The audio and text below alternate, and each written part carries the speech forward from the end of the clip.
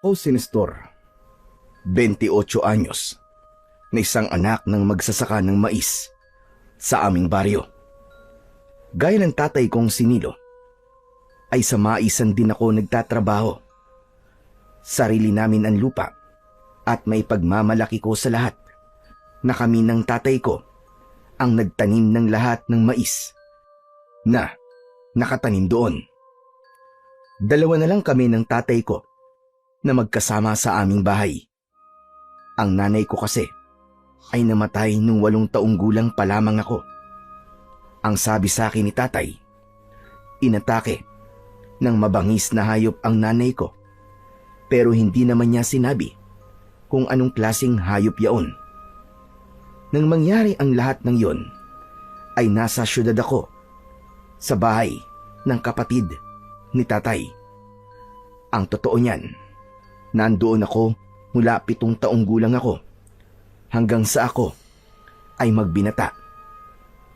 Ewan ko ba kay tatay, ako na nga lang ang nag-iisa niyang anak, pero parang ayaw niya pa akong makasama.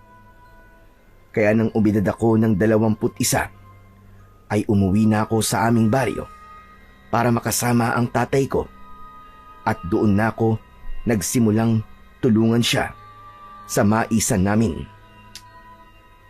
Nung una ay nagalit siya sa akin. Ang sabi niya, bakit pa raw ako umuwi sa baryo namin, at ang gusto niya ay bumalik na lang ako sa syudad. Pero matigas ang ulo ko. Hindi nangyari ang gusto niya, hanggang sa tinanggap na lang niya na hindi talaga ako aalis sa baryo namin dahil mas gusto ko na makasama ko siya. Isang hapon, nasa maisan kami ni tatay. Magkatulong naming inilalagay sa mga sako ang mga mais na aming inani sa maghapon. Parehas kaming napahinto sa aming ginagawa nang mapansin namin ang biglang pagdilim ng kalangitan, hanggang sa mula sa kung saan ay nagliparan ang napakaraming uwak na halos matakpan na ang kabuuan ng aming baryo. Hala, tay, anong nangyayari? Saan galing ang mga uwak na yan? Ang dami naman nila. Bilisan na natin. Huwag mo nang pansinin ang mga uwak na yan. Parang ang hirap naman po ng pinapagawa niyo, tay. Paano hindi ko po papansinin ang mga uwak na yan? Napakarami po nila. Aba, sa dami po nila parang bigla nang gumabi ah. Tay, hindi po ba masamang pangitain yan? Sa tagal ko na po rito, ay ngayon lang po ako nakakita ng ganyang karaming uwak. Pampihira. Nakakakilabot. Hindi ka talaga marunong makinig sa akin, Nestor, ano? Kapag sinabi kong bilisan mo na, bilisan mo na. Huwag ka nang maraming tanong. Sa bagay, tama po kayo. Kailangan na natin magmadali at baka mabagsakan pa tayo ng dumi ng mga uwak na yan. Naging mabilis na ang pagkilos namin ni tatay. Inilagay na namin sa imbakan ang mga sako ng mais at umuwi na kami sa aming bahay. Sumilip ako sa bintana habang si tatay naman ay nagsimula ng magluto ng aming hapunan. Tay, nawawala na po yung mga uwak. Parang lahat po sila pumupunta po sa kabilang bundok. Hindi ba sabi ko sa'yo, ay wag mo nang pansinin ang mga uwak na yan? Pasensya na tay. Hindi ko kasi alam kung dapat ba akong mamangha o kilabutan sa dami ng uwak kanina. Ay, oo nga pala tay. Mamayang madaling araw po, pupunta po ako sa Maynila. Yan, tama yan. Doon ka na lang muna kahit 1 buwan. Ho?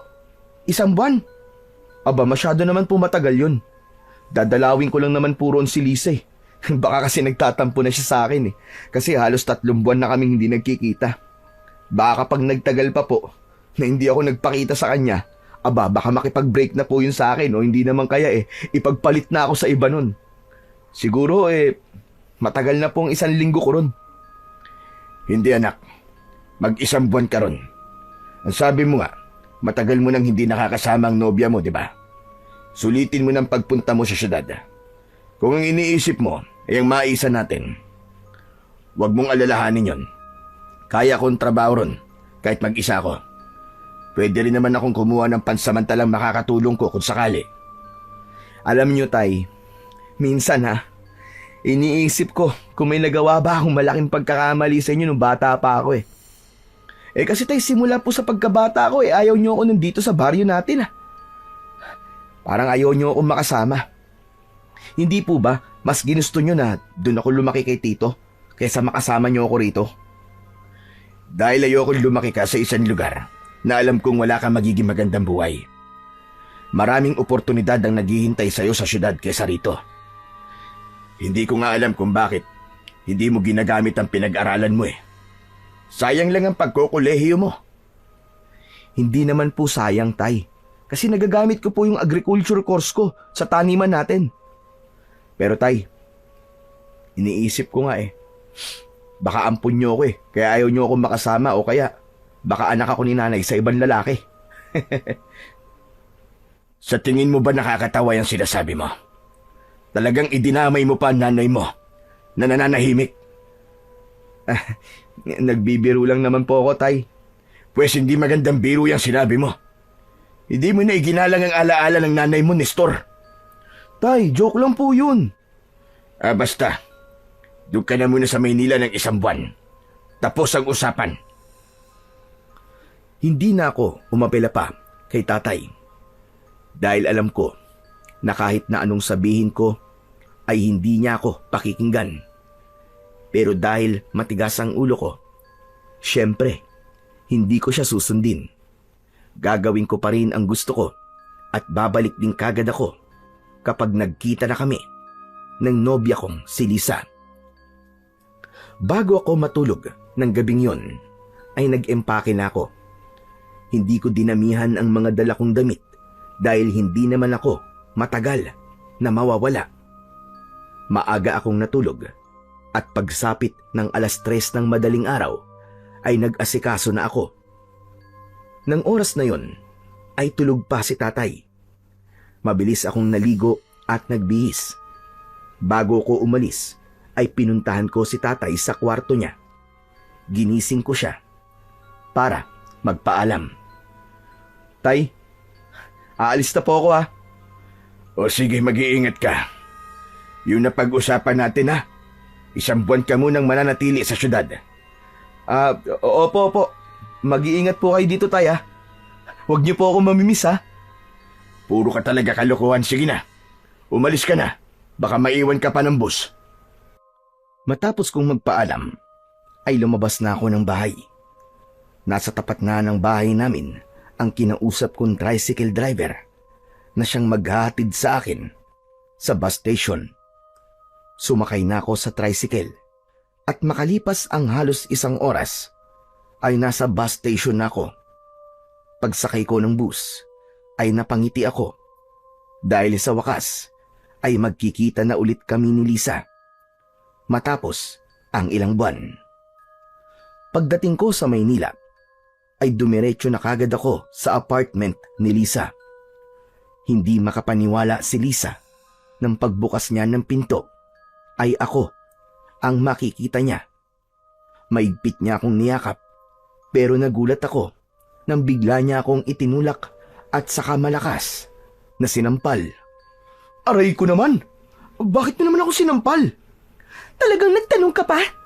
Matapos mong hindi magpakita sa akin ng 3 buwan? Sa tingin mo ba ay matutuwa ako sa'yo?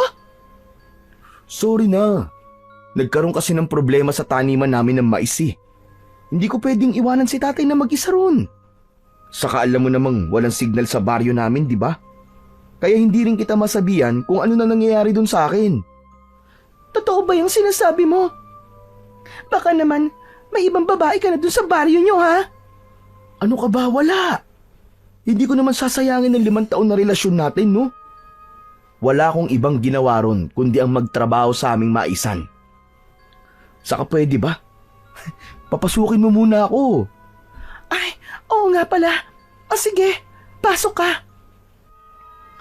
Pagpasok ko sa apartment ni Lisa, ay magkatabi kaming umupo sa sofa. Doon ay nag-usap kami tungkol sa mga nangyari sa amin sa loob ng 3 buwan na hindi kami nagkita. Alam mo, hindi ko na gusto tong setup natin, Nestor. Ilang araw ka lang dito sa Maynila tapos babalik ka na kagad sa inyo. Tapos, ang tagal-tagal mo pa bago ka bumalik dito. Pasensya ka na talaga. Hindi ko kasi pwedeng iwanan si tatay na mag-isa eh. Medyo tumatanda na kasi siya. At gusto ko sana kasama niya ako palagi. Saka alam mo naman ang kwento namin, di ba? Sa pool pagkabata hanggang sa magbinata ako, ay hindi ko siya nakasama. Kaya bumabawi lang ako sa kanya. Naiintindihan naman kita, Nestor eh. Pero paano naman ang time natin dalawa? Ganito na lang ba tayo habang buhay? Palaging magkalayo tapos magkakasama lang ng ilang araw? Ganun ba ang gusto mo? Siyempre hindi. Sa ngayon, ganito tayo. Pero darating din ang panahon na magkakasama na tayo at titira na tayo sa iisang bubong. Pero kailan pa yon, Nestor? Kahit nga sa tatay mo, hindi mo pa ako na ipapakilala eh. Ay nako, nagtatampo na naman ang mahal ko. Hindi ako nagtatampo, Nestor. Sinasabi ko lang ang totoo sa'yo. Ano kaya kung sumama ako sa baryo nyo? Doon na muna ako ng ilang buwan. Para makilala ko rin ang tatay mo, di ba? Ang tagal na ng relasyon natin, pero hanggang ngayon ay hindi mo pa ako na ipapakilala sa kanya. Sigurado ka ba na gusto mong sumama sa akin pabalik sa amin? Oo naman. Bakit ayaw mo ba? Hindi naman sa ganun. Pero paano ang trabaho mo? Hindi ka pwedeng umabsent ng matagal, di ba? Isa pa yan. Dahil wala tayong communication, ay hindi ko masabi sa'yo mga nangyayari sa buhay ko. 1 month nang nakakaraan simula na mag-resign ako sa trabaho. Tapos yung savings ko, ginamit ko sa pag-invest ko sa coffee shop business ni Mariel. Ganun ba? Sorry kung hindi ko yan alam. Pero sigurado ka ba na tamang desisyon yung ginawa mo? Oo naman. Malakas ang coffee shop ng best friend ko na yun, ano? Kaya pwede akong sumama sa'yo sa value nyo. Yun ay kung okay lang sa'yo. Ha? Okay, sige, walang problema. Pagbalik ko sa amin, ay isasama na kita para makilala ka na ni tatay. Napakasaya ko sa sinabing yun ni Lisa. Ang totoo kasi ay matagal ko nang gustong makilala ni tatay si Lisa. Sigurado kasi ako na makakasundo ng tatay ko ang girlfriend ko, lalo na't walang arte sa katawan si Liza. 2 araw lang akong nanatili sa Maynila at pagkatapos ay bumiyahe na akong pabalik sa aming baryo. Siyempre, kasama ko na si Lisa na sobrang excited na makilala si tatay. Wala akong kabang nararamdaman ng time na yon, lalo na't alam ko na magugustuhan ni Lisa ang baryo namin. Matapos ang napakahabang biyahe, ay nakarating na kami sa aming destinasyon. Gabi na at napakalakas ng ulan.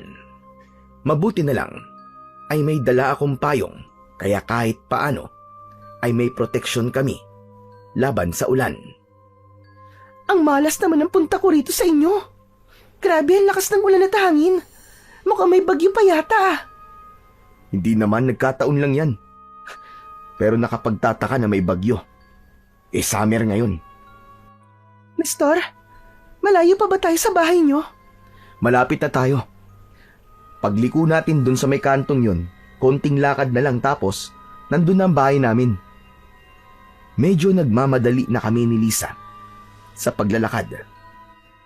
Hindi nagtagal ay nakarating na kami sa bahay namin at agad akong kumatok sa may pinto. Pagbukas ng pinto ay bumungad sa amin si tatay. Agad na bumakas ang galit sa mukha niya nang makita niya ako. Nestor, anong ginagawa mo rito? Hindi ba't ang sabi ko sa'yo ay huwag ka munang bumalik dito? Tay, teka. Pwede po bang mamaya niyo na po ako pagalitan? Basang-basa na po kami ng ulan eh. Saka tay, may kasama po ako. Hello po. Magandang gabi po sa inyo. Natigilan si tatay nang makita niya si Lisa. Tuluyan niya nang binuksan ang pinto at pinapasok na niya kami. Sinabi ko kay Lisa na mauna na siyang maligo at magpalit ng damit. Itinuro ko sa kanya kung nasaan ang banyo. Nang nasa loob na si Lisa ng banyo, ay hinarap ako ni tatay. Alam kong galit siya dahil nakakunot ang kanyang noo. Ikaw napakatigas talaga ng ulo mo, Nestor. Hindi ka ba talaga marunong makinig sa akin? Ang sabi ko sa'yo, 1 buwan ka muna sa Maynila. Napakatagal ba para sa'yo ng 1 buwan, ha? Tay, huwag niyo naman pong lakasan ang boses niyo. Baka mamaya marinig po kayo ni Lisa, nakakahiya. Baka isipin niya na hindi siya welcome dito sa bahay natin. Pasensya na po. Kung hindi ko po kayo sinunod, Tay. Tapos nagsama ka pa rito ng ibang tao. Pambihira ka talaga, oo. Tay, si Lisa po yun. Girlfriend ko po siya. Nag-request po siya sa akin na gusto niya po kayong makilala at siya po mismo nagsabi na gusto niyang sumama sa akin dito. Aba syempre, pinagbigyan ko po siya. Sana nakinig ka na lang sa akin. Hindi yung kung anong gusto mo, yun ang ginagawa mo. Tay, ano po ba kasing totoong dahilan kung bakit ayaw niyo muna akong umuwi dito sa atin? Parang may hindi po kayo sinasabi sa akin eh. Bigla na lang po kayo nagkaganyan nung nakakita tayo na napakaraming uwak noong nakaraang araw. Hindi mo na kailangan malaman ng dahilan. Oh, di nahuli ko rin po kayo sa sarili niyong bibig. Meron po talagang dahilan. Ano po ba yun, Tay? Bakit hindi niyo na lang po sabihin sa akin? Para maintindihan ko po kayo. Huwag ka na magtanong. Para rin sa'yo itong ginagawa ko. Kaya bukas ng umaga, kapag humupa ng bagyo, ay umalis na kayo ng nobya mo. Nagkakaintindihan ba tayo? Hindi na ako binigyan ni tatay ng pagkakataon na makasagot. Tumalikod na siya at pumasok sa kanyang kwarto. Naiwan akong naguguluhan at nag-iisip sa sala. Gusto ko pa sana siyang sundan, pero isinarado niya na ang pinto ng kwarto niya at narinig ko ang paglaknon mula sa loob. Hindi ko na alam kung gaano na ako katagal na nakatulala at nakatayo. Napapitlag na lang ako nang lumabas na sa banyo si Lisa at lumapit siya sa akin. Oh, ano nangyari sa'yo? Bakit parang nakakita ka yata ng multo? Ha? Wala. Ako naman ang maliligo. Doon nga pala ang kwarto ko. Doon tayo matutulog. Ang tatay mo? Ay, ang ibig kong sabihin si Tito Nolan pala. Nasaan siya? Nasa kwarto niya na. Inaantok na raw siya. Bukas ko na lang kayo ipapakilala ng formal sa isa't isa. Sige na, pumunta ka na sa kwarto. Doon mo na lang ako hintayin. O sige, bilisan mo ha. Hinintay ko munang makapasok si Lisa sa kwarto ko bago ako nagpunta sa banyo para maligo. At habang naliligo ako, inisip ko na ang gagawin ko kung paano ko sasabihin kay Lisa na gusto ng tatay ko na umalis na kagad kami bukas ng umaga. Binilisan ko ang pagligo ko dahil alam kong mainipin si Lisa. Pagpasok ko sa kwarto ay naabutan ko siyang nakahiga habang may binabasang aklat. Nang sandaling yon ay patuloy pa rin ang napakasungit na panahon. Saktong pagsasarado ko ng pinto ay biglang namatay ang ilaw. Naku po, Diyos ko! Nag-brown out pa. Ano ba yan? Hindi ko pa nga na-charge ang cellphone ko eh. Hayaan mo na. Wala rin namang silbi ang cellphone dito kasi walang signal. Tumabi na ako kay Lisa at niyakap ko siya. Itinulak naman niya ako palayo sa kanya. Ano ba? Huwag mo nga akong yakapin. Bakit? Mabango naman ako bagong paligo ako. Huwag mo namang sabihin na naiinitan ka. Ang lamig-lamig. Kapag ganitong panahon, mas masarap na may kayakap habang natutulog. Kilala kita, Nestor. Alam kong hindi lang yakap ang gagawin mo sa akin. Baka kung saan pa yan mapunta. Ang KJ mo naman. Ang tagal na nga nating hindi nagkikita tapos hindi mo pa ako pagbibigyan. Ay nako, kilabutan ka nga, Nestor. Ipapaalala ko lang ha, na nasa kabilang kwarto lang ang tatay mo. Oo na. Hindi na nga kita pipilitin eh. Nestor, maiba ako. Parang narinig ko kayo nag-uusap ni Tito Nilo kanina habang naliligo ko. Parang galit si Tito. Anong pinag-usapan niyo? Ikaw ha? May pagkatsismosa ka rin pala ha? Seryoso ko, ano ba? Sagutin mo na lang ang tanong ko. Ito naman di na mabiro. Pero mabuti at naitanong mo na rin yan. Ang sabi kasi ni tatay ay umalis na tayo bukas ng umaga.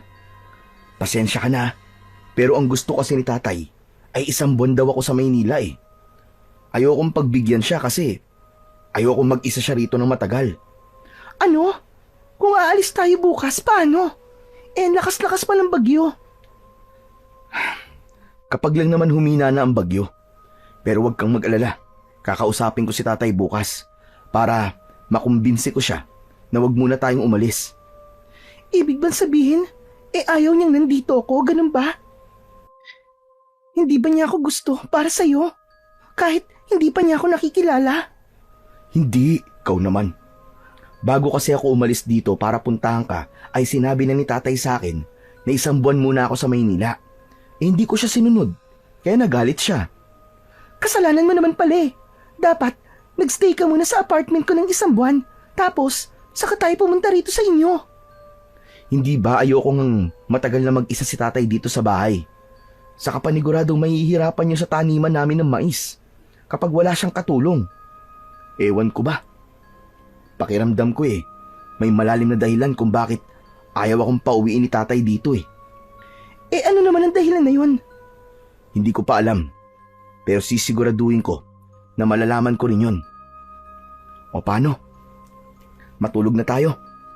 Alam kong gaya ko ay pagod ka rin sa haba ng biyahe natin. O sige, bukas na lang ulit tayo mag-usap. Tumalikod na si Lisa sa akin, habang ako naman ay nakatingin sa kisame. Hindi ko magawang makatulog ng gabing yon dahil iniisip ko pa rin kung ano ba talaga ang dahilan kung bakit ayaw ni tatay na bumalik ako agad sa aming baryo. Umasa na lang ako na malalaman ko rin ang kasagutan sa tanong ko na yon sa lalong madaling panahon. Kinabukasan ay nagising ako sa amoy ng sinangag na niluluto sa kusina. Nang sandaling yon ay wala na ang bagyo. Pagharap ko sa kaliwa ko ay wala na sa tabi ko si Lisa. Bumangon na ako at lumabas ng kwarto. Napangiti ako nang makita ko sina Lisa at tatay na magkatulong na nagluluto sa kusina. Nang dahil sa pagiging abala nila ay hindi nila ako napansin. Tito Nilo, pakitingin naman po kung tama po ang pagkakahiwa ko rito sa mga kamatis. Patingin nga. Aba, masyado makapal ang pagkakahiwa mo, iha. Di ba sabi ko ay manipis lang? Kasi ihahalo ko yan sa itlog. Sorry po. Natatakot po kasi ako baka mahiwa ako. Itinuro ko na sa'yo yung teknik sa paghihiwa, di ba? Nakalimutan mo na kagad. Hindi naman po. Natatakot lang po talaga akong humawak ng kutsilyo eh. Alam mo, Lisa, matagal na kayo ng anak ko. Malay mo, may plano na pala siyang pakasalan ka. Kapag kinasal na kayo, alam mo naman siguro ang kasunod nun. Bubuo na kayo ng sarili niyong pamilya. Hindi pwedeng wala kang alam sa kusina kahit paano. Iba pa rin kasi kapag ang nanay ang nagluluto para sa kanyang asawa at mga anak.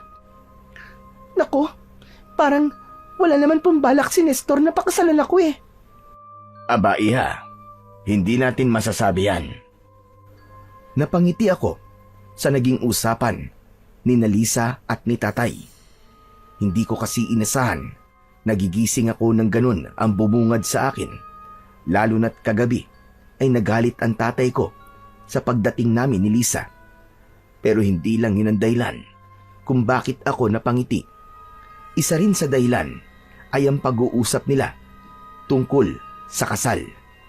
Lingid kasi sa kaalaman ni Lisa ay matagal na akong bumili ng engagement ring dahil may balak na akong mag-propose sa kanya. Ang hinihintay ko na lang ay ang tamang oras at moment.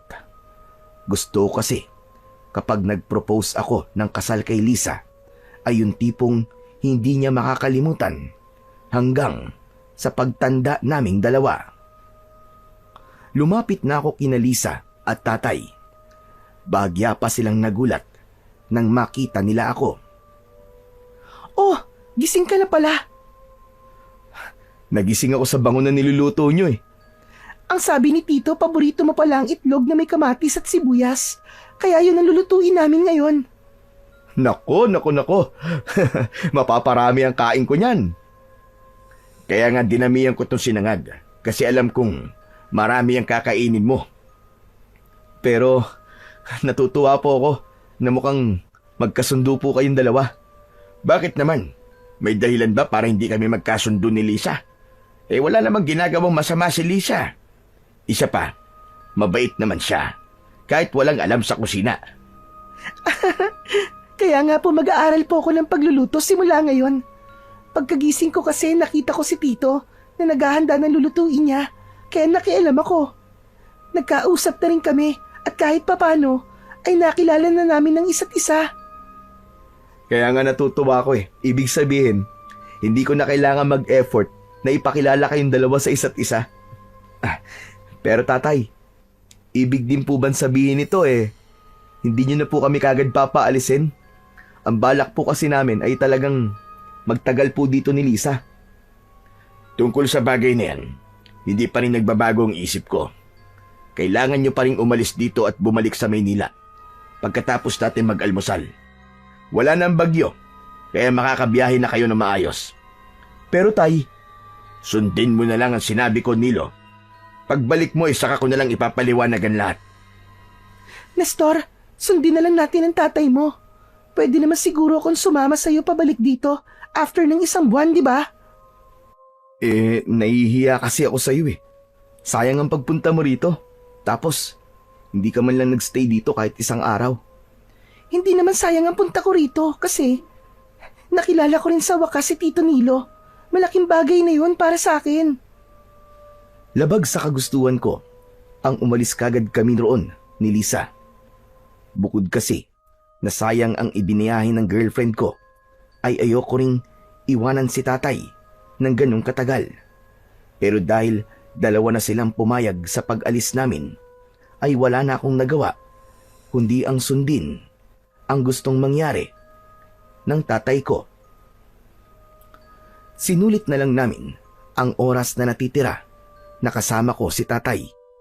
Sa almusal ay nagkwentuhan kami ng masasayang bagay. Maraming ikinuwento si tatay kay Lisa ng mga nakakatawang bagay tungkol sa akin. Silang 2 lang ang halos nag-uusap, habang ako naman ay masayang pinapanood sila. Iba pala talaga ang pakiramdam kapag nakikita mong magkasundo ang 2 taong mahalaga sa buhay mo. Nawala ang saya ko nang matapos na kaming kumain. Nag-asikaso na kami ni Lisa para umalis. Hindi nagtagal ay handa na kami para sa aming pag-alis. Inihatid kami ni tatay sa labas ng aming bahay. Talaga bang hindi na po magbabago ang isip niyo, tay? Talagang gusto niyo po bang umalis na kami ngayon? Ano ka ba, Nestor? Nakapag-empake na tayo. Saka, babalik din naman tayo dito pagkatapos ng 1 buwan, di ba? Basta, mag-iingat kayong 2 ha. Ikaw rin, tay. Lalo na po't wala kayong kasama rito sa bahay. Sa gitna ng aming pag-uusap, ay isang may edad na lalaki ang dumating. Matangkad siya na may medyo malaking pangangatawan. Meron siyang makapal na bigote. Siya, si Kapitan Romano. Matagal na siyang namumuno sa aming baryo. Aba, Nestor, sino yung kasama mo napakagandang babae? Ngayon ko lang yata siya nakita rito. Girlfriend ko po si Lisa. Lisa, siya naman si Kapitan Romano. Siya ang kapitan dito sa baryo namin. Napakabait niyan, saka sobrang maaasahan. Nakakahiya naman. Talaga ng bola ka pa. Magandang umaga po sa inyo, Kapitan. Magandang umaga rin naman sa'yo. Oh, paano? Paalis na ba kayong 2? Opo. Mukhang hindi kayo makakaalis ngayon. Nasira yung tulay palabas ng baryo natin. Matatagalan pa bago yun maayos. Isa pa, napakataas ng tubig ngayon sa ilog at napakalakas ng agos. Hindi nyo magagawang tawirin yun. Hindi pwede. Kailangan na nilang umalis ngayon. Ang totoo niyan, ay marami rin sana ang aalis ngayon. Pero hindi na nila magawa dahil wala na silang madadaanan palabas ng baryo. Alam kong lahat ay natatakot na dahil nangyari na ang pangalawang senyales. Isang senyales na lang at... Kapitan, huwag natin pag-usapan ng bagay na yan dito. Napansin ko ang makahulugang tinginan ni Tatay at Kapitan Romano. Mas lalo kong naramdaman na meron talaga akong hindi alam sa baryo namin. Ano pong senyalis ang sinasabi niyo, Kapitan?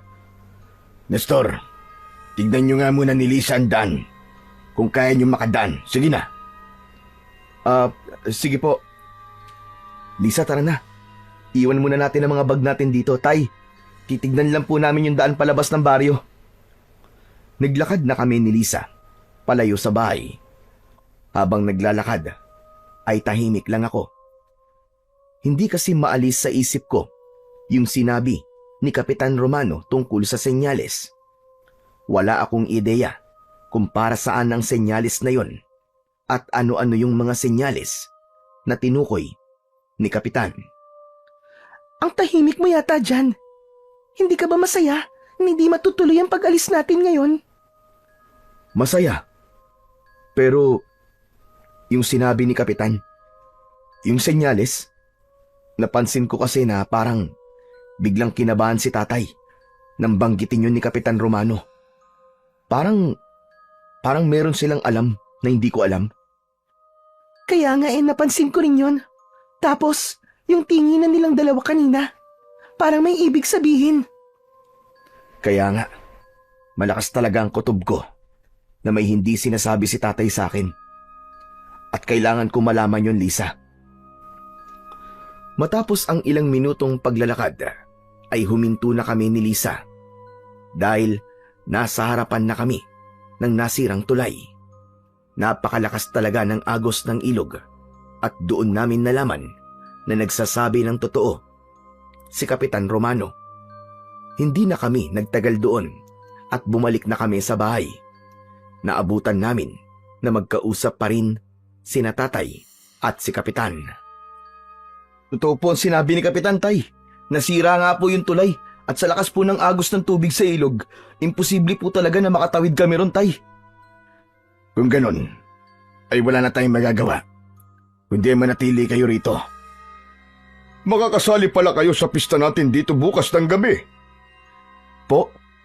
Hindi po ba katatapos lang nating mag-celebrate ng piyesta nung nakaraang buwan? Panibagong pista to, Nestor. Siguro ang tatay mo na lang ang magpapaliwanag sa'yo. O siya paano, kailangan ko nang umalis. Magbabahay-bahay pa kasi ako para sabihan ng ibang tao na hindi pa alam ang mangyayaring pagdiriwang natin bukas ng gabi. Sige o, mag-iingat po kayo, Kapitan.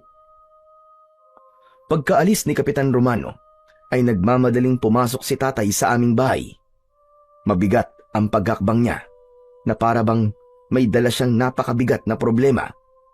Kinuha namin ni Lisa ang mga bag namin at dinala ang mga yon sa loob. Magkasama kaming lumapit kay Tatay na umiinom ng tubig sa kusina. Bakas sa mukha niya ang labis na pagkabahala. Matapos niyang uminom, ay naupo siya.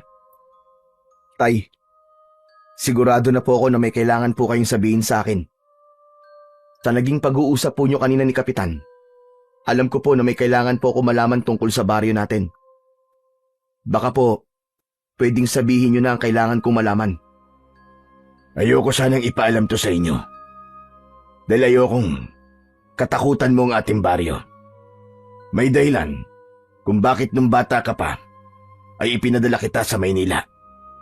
Ganon din ang kagustuhan ko na umalis ka muna rito ngayon at saka ka na bumalik matapos ang 1 buwan.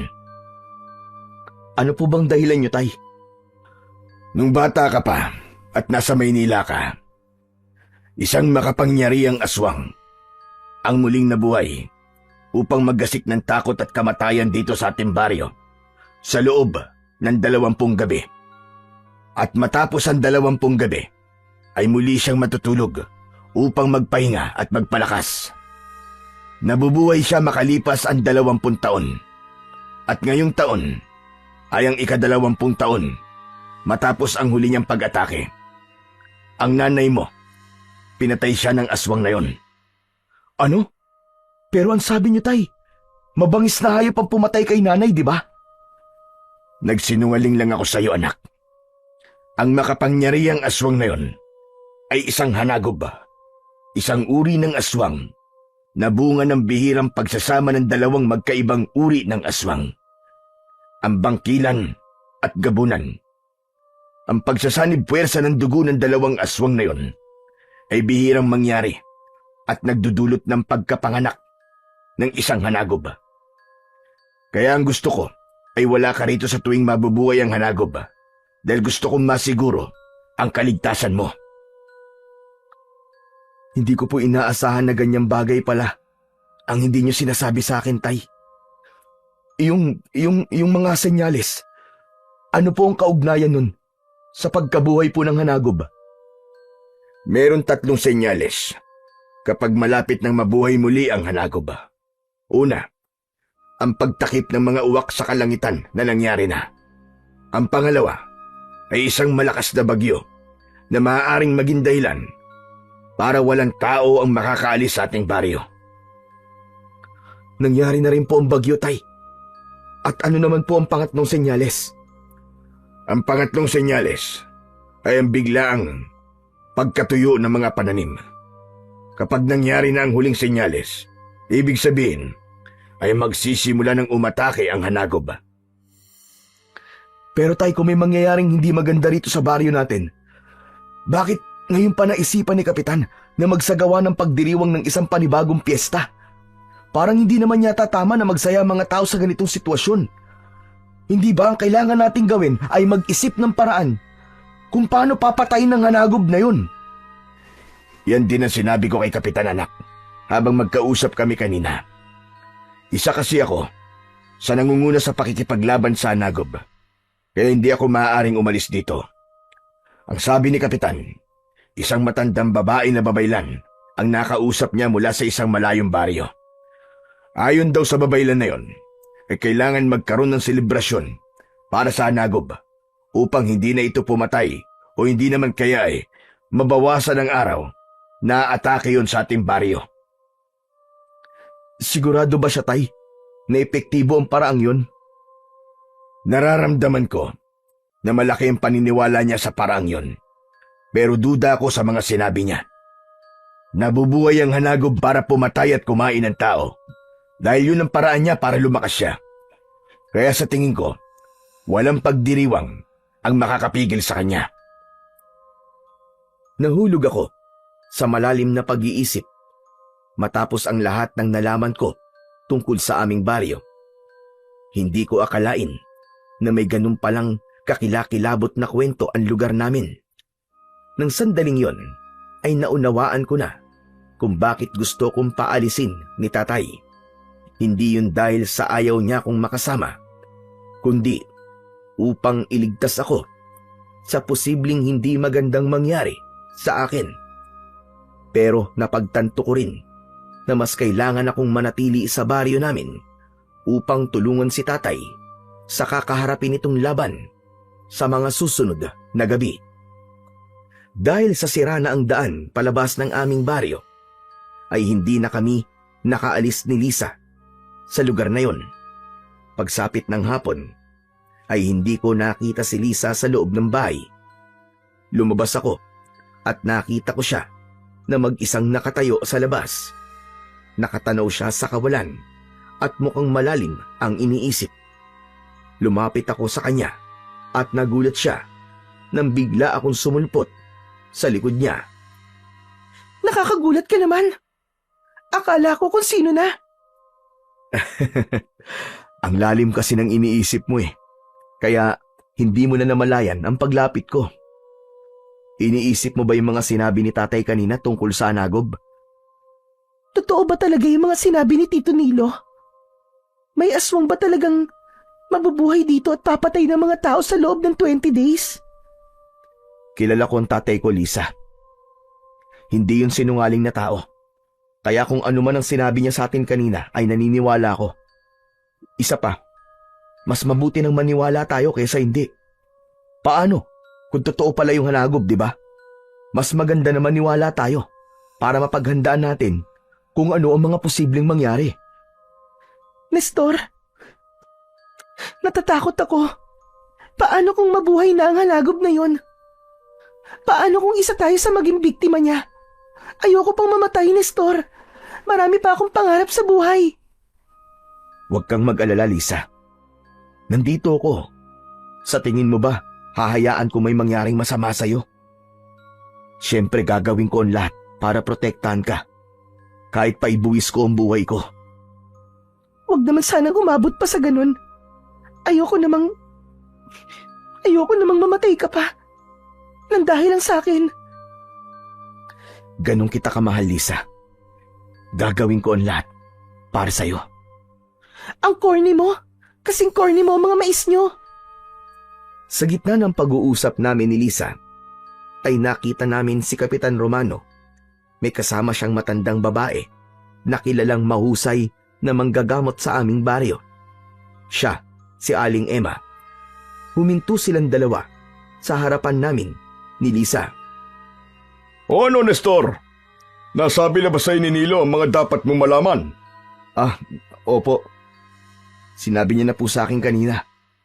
Nakakagulat po na may ganung nangyayari dito sa baryo natin. Pero bakit po ba nagkaroon ng ganung klaseng aswang dito sa atin, Kapitan? Matagal nang nabubuhay para pumatay ang hanagob na yon, Nestor. Ang sabi-sabi noong unang panahon ay tinalo na ng mga unang tao dito sa ating baryo ang hanagob. Pero sumumpa ang hanagob na magbabalik siya. Marahil may kakayahan siya sa paggamit ng itim na kapangyarihan. Kaya nagkatotoo ang sumpang yun. Natakot nga po kami ni Lisa nang malaman namin kay tatay ang tungkol dun sa hanagob. Pero Kapitan, ano po palang plano nyo? Meron po ba tayong grupo ng mga kalalakihan na makikipaglaban po sa hanagob? Meron naman. At isa ang tatay mo sa kasapi sa grupong yun. Pero sigurado ko na nabanggit na ni Nilo sa iyo ang tungkol sa paraan na dapat natin gawin upang huminto sa pagpatay ang hanagob o kahit man lang mabawasan ang bilang ng gabi na sasalakay siya. Yung po bang gaganaping pagdiriwang ng pista bukas ng gabi? Tama ka. Yun nga ang paraan na akin tinutukoy. Isang matandang babaylan kasing nakapagsabi sa akin na imbis na katakutan ay dapat nating ipakita sa hanagob na siya ay ating sinasamba ng sa gayon isipin niya na siya ang ating Diyos at tayo ay kanyang tagasunod. Kung ganun na mangyayari, hindi na tayo papatayin ng hanagob at baka sa ibang baryo na siya umatake. Pero Kapitan, hindi po ba masamang sumamba sa isang kampo ng kadiliman? Isa pa sa tingin ko ay hindi yan ang totoong solusyon, lalo na't papatay pa rin ng hanagob na yun. Hindi nga rito sa baryo natin pero sa ibang lugar naman. Pero hindi na siya papatay ng tao dito sa baryo natin. Yun naman ang importante, ang maging ligtas tayong lahat sa lugar na ito. Yung sa ibang lugar, abay bahala sila doon. Kapitan, baka naman pwede niyo munang pag-isipan ng paraan na yan.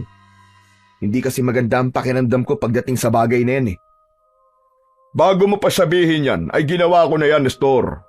Makailang beses ko nang pinag-isipan ng bagay na yon. Oo nga pala, kailangan ko nang umalis. Sinundo ko kasi itong si Aling Emma sa bahay niya dahil sumasakit ang likod ko.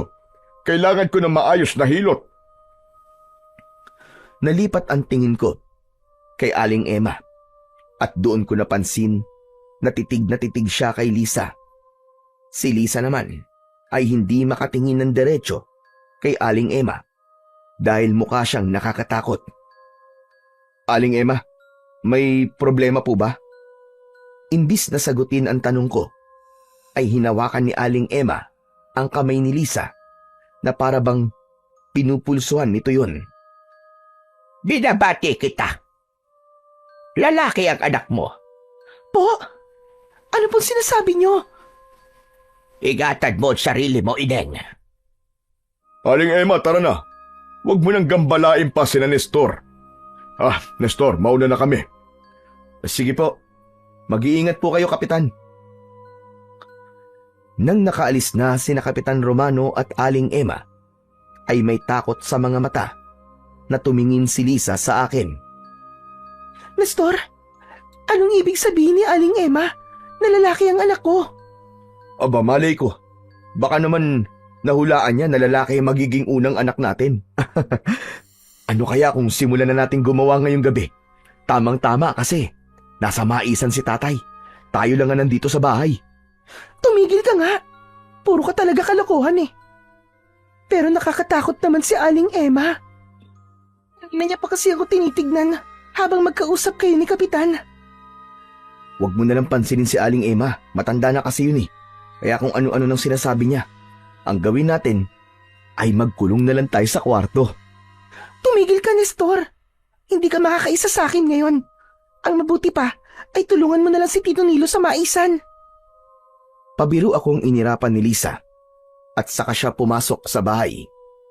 Habang ako naman ay napailing na lang at nagdesisyon akong puntahan si tatay sa maisan upang tulungan siya sa mga gawain doon. Kinabukasan ng umaga, pagkagising ko ay tulog pa rin si Lisa sa tabi ko. Bumangon ako at si tatay ang agad na hinanap ko pero hindi ko siya nakita sa aming bahay. Nakabukas ang pinto ng kwarto niya kaya nalaman kong wala siya roon. Lumabas ako mula sa pinto sa likod ng bahay at nagimbal ako sa aking nakita. Tuyong-tuyo ang taniman namin ng mais na parabang isang buwan na nagkaroon ng matinding tagtuyot. Nasa bukana ng taniman ng mais si tatay. Nakatayo siya roon at hindi gumagalaw. Nagmamadali akong lumapit sa kanya. Tay, ano po nangyari sa maisan natin? Bakit namatay lahat ng tanim natin? Hindi ba kahapon maayos pa ang mga yan? Nangyari ng pangatlong senyales, anak. Natuyo na ang mga pananim sa baryo natin. Mabubuhay na ang hanagob. Kailangan na nating maganda. Hindi tayo pwedeng magsayang ng oras dahil maaaring mamayang gabi ay umpisahan niya na ang kanyang pagsalakay. Kung ganun tayo, anong gagawin natin? Samahan mo kung pumutol ng mga kawayan. Gagawin nating sibat ang mga kawayan upang meron tayong sandata. Pagkatapos, ay hahasain natin na mabuti ang ating mga itak. Nagmamadaling bumalik si tatay sa bahay namin habang nakasunod ako sa kanya. Nasa kusina na si Lisa at naghihilamos. Nagtaka siya nang kumuha ng itak si tatay at nagmamadaling lumabas. Ano nangyari? Bakit parang may kaaway si Tito Nilo? Lisa, nangyari na kasi ang pangatlo at huling senyales na mabubuhay na ang hanagob. Natuyo na ang taniman namin ng mga mais. Diyos ko! Totoo ba yung sinasabi mo? Oo, Lisa. Kaya mangunguha kami ni tatay ng mga kawayan para gawing sibat. Yun daw ang gagamitin nating sandata kung sakaling umatake na mamayang gabi ang hanagob. Dito ka lang muna. Huwag kang lalabas ng bahay kahit na anong mangyari. Iniwanan ko na si Lisa at sinundan ko si tatay. Nagtungo kami sa gubat at doon kami kumuha ng mga kawayan. Doon na rin namin nilagyan ng patulis ang dulo ng mga yon. Nakita ko ang pagmamadali ni tatay sa kanyang ginagawa. Tay, tanong lang, gaano po ba kalakas ang hanagob at kailangan nating gumawa ng napakaraming sibat? Napakalakas niya, Nestor. Hindi lang siya malakas, kundi wala rin siyang awa. Kahit sinong tao ay papatayin at kakainin niya upang mawala ang kanyang gutom. Wala po bang paraan, tay, para mapatay siya? Walang nakakaalam kung anong eksaktong paraan para mapatay ang hanagob na yon. Ang ginagawa lang namin ay nilalabanan namin siya. Pero kahit napakarami ang nakikipaglaban sa kanya, ay hindi pa rin namin siya matalo-talo. Kaya mamayang gabi ay sisimulan natin ang pagbabantay. Pero tay, hindi po ba mamayang gabi na rin po yung pista? na sinasabi po ni Kapitan Romano. Isa pa yan sa iniisip ko, anak. Pagkatapos natin dito, ay kakausapin ko si Kapitan upang wag nang ituloy ang pagdiriwang na yon.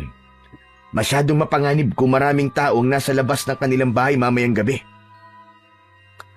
Binilisan na namin ni Tatay ang paggawa ng sibat mula sa kawayan. Nang sa tingin namin ay sapat na ang aming mga nagawa, ay pinagtulungan na naming iuwi sa bahay ang mga sibat. Pagkatapos ay nagpaalam na si Tatay na magpupunta muna siya sa bahay ni Kapitan Romano. Naisip kong samahan siya, kaya dalawa kaming nagpunta roon. Habang naglalakad, ay nakita ko na lahat ng pananim sa aming baryo ay tuyo at patay na. Nakakapagtaka na nangyari ang lahat ng yun sa loob lamang ng isang gabi. Nang nakarating kami sa bahay ni Kapitan Romano, ay naabutan namin siyang nakaupo sa labas ng bahay niya habang nagkakape. Nilo, Nestor! Abay, anong ginagawa niyo rito at napabisita kayo sa akin? Natuyo na mga pananim, Kapitan. Ito na ang pangatlong senyalis. At may posibilidad na mamayang gabi na atake ang hanagob. Nakita ko nga ang mga pananim. Mabuti na lang at ang iba sa ating mga magsasaka ay nakapag-ani na nung isang araw. Kumusta pala ang maisa nyo? Nakapag-ani ba kagad kayo bago yun matuyo? Huwag mong intindihin ang maisa namin, Kapitan. Nandito kami para sabihin sa'yo na huwag yun ang ituloy ang pagdiriwang na gagawin nyo mamaya. Delikado yung, Kapitan. Mas makakabuti na manatili na lang tayong lahat sa ating mga bahay. Naiintindihan ko ang pag-aalala mo, Nilo. Pero nakapaghanda na kami para sa pista mamayang gabi. Marami pa rin ang gustong ituloy ang pagdiriwang na yun. Dahil kagaya ko ay naniniwala sila na yun ang tanging paraan para matigil na ang pagpatay ng hanagob. Pero, Kapitan, wala pong kasiguraduhan kung gagana po ang plano niyong yan. Tama po si Tatay. Maaaring marami po mamamatay kung maraming tao ang nasa labas ng kanilang bahay. Ang kailangan po nating gawin ay magdasal po sa ating Diyos. Diyos? Ilang taon na ba kaming nagdadasal sa Diyos? Pero wala siyang ginagawa para matapos na ang impyerno sa baryo natin. Kaya tayo na lang ang dapat na gumawa ng paraan para sa ating kaligtasan. Sandali, huwag niyong sabihin na hindi kayo sasali sa kapistahan mamayang gabi. Nestor, isama mo si Lisa. Kailangan nandun siya mamayang gabi. Pasensya na po, pero hindi po kami sasama sa inyo. Nakakalungkot naman. Hindi pala namin kayo kaisa. Kung ganun ay makakaalis na kayo. Dahil kahit na anong sabihin nyo, ay itutuloy pa rin namin ang kapistahan mamayang gabi. Huwag kayong mag-alala. Kung di umubra ang gagawin namin mamayang gabi, ay may isa pang paraan. Ano pong paraan yun? Sa ngayon, ay ako lang muna ang dapat makaalam nun. Pero darating din ang takdang panahon na malalaman nyo rin. Makahulugang ngumiti si Kapitan Romano na nagbigay ng kilabot sa akin. Bigo kami ni Tatay na kumbinsihin si Kapitan na wag nang ituloy ang pagdiriwang na gagawin ng mga ito mamayang gabi. At dahil alam namin ni Tatay na hindi namin mapipilit si Kapitan sa gusto namin, ay umuwi na kami sa bahay namin. Pag uwi namin ni Tatay, ay nagluluto na ng almusal si Lisa. Naupo kami ni Tatay sa kusina at parehas na malungkot ang aming mga muka. Kumusta ang pakikipag-usap niyo kay Kapitan? Cancelled na ba yung sinasabi niyang pagdiriwang mamayang gabi? Hindi. Itutuloy pa rin nilang pagdiriwang para sa hanagob mamayang gabi. Naniniwala talaga si Kapitan na yun ang paraan para hindi na umatake ang hanagob dito sa baryo namin. Wala na tayong magagawa tungkol sa bagay na yan. Kung marami ang naniniwala kay Kapitan, ay walang mangyayari kung sasabihin natin sa kanila na manatili na lang sila sa bahay nila. Ang magagawa na lang natin ay siguraduhin ligtas tayo mamaya sa unang gabi ng pag-atake ng hanagob. Napuno ng takot at pangamba ang bawat oras na lumilipas. Kung pwede ko lang napigilan ang pagsapit ng dilim, ay ginawa ko na. Hindi ako mapakali dahil yun ang unang gabi na maaari kong makita ang hanagob. Pagsapit ng gabi ay mas lalong tumindi ang takot ko. Palagi akong nasa tabi ni Lisa dahil alam ko na sa aming tatlo ay siya ang pinaka natatakot. Habang nasa loob kami ng bahay ay nakarinig kami ng mga taong sumisigaw at tila umaalulong sa labas. Ang akala namin ay umaatake na ang hanagob kaya binuksan namin ang bintana upang sumilip. Nagimbal kami nang makita namin ang mga taong nagpuprosesyon. Ginawa nilang maskara ang ulo ng mga hayop gaya ng baboy, kalabaw at baka. Nakasabit sa kanilang mga katawan ang bituka ng mga hayop na yon. Umakto sila na parabang mababangis na hayop. May dala silang mga sulo na may apoy. Nasa unahan nila si Kapitan Romano na may hawak pang pugot na ulo ng kalabaw. Anong ginagawa nila? Mukhang ganyang pagdiriwang pala ang gagawin nila. Ano? Pagdiriwang ba yan? Bakit para silang isang grupo ng kulto na sumasamba sa demonyo? Bakit kailangan nilang pumatay ng mga hayop? Siguro, ay dahil ganyan ang sinabi ng matandang babaylan kay Kapitan Romano. Pambihira. Nakakakilabot ang ginagawa nilang yan. Hindi nagtagal ay napahinto ang lahat nang may narinig kaming napakalakas na sigaw na parabang nanggagaling sa kailaliman ng lupa.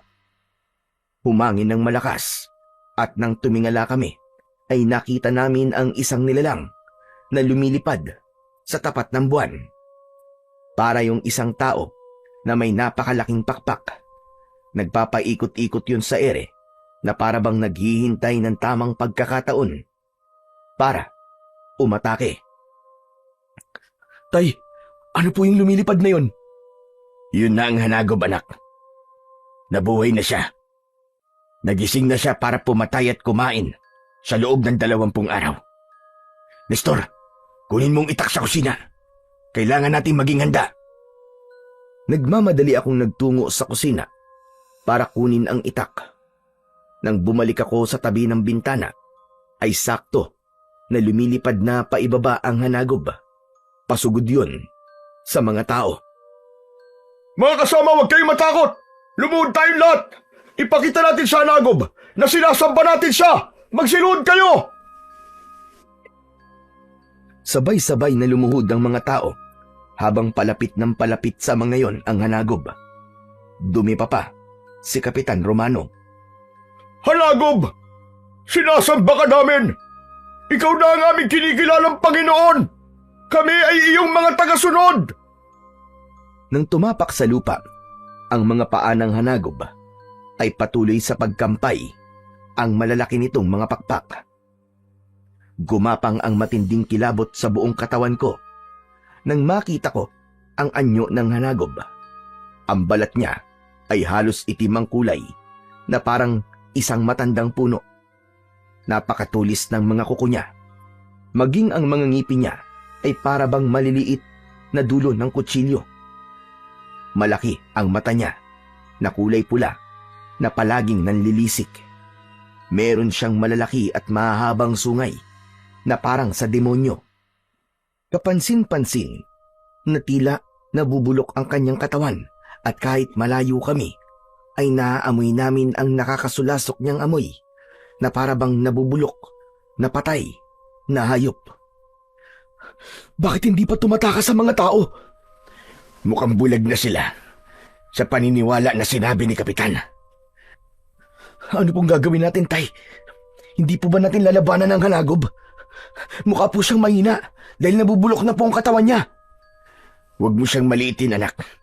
Dahil sa sandaling makakain na siya ng tao, ay unti-unti na siyang lalakas at mawawala ang pagkabulok ng kanyang katawan.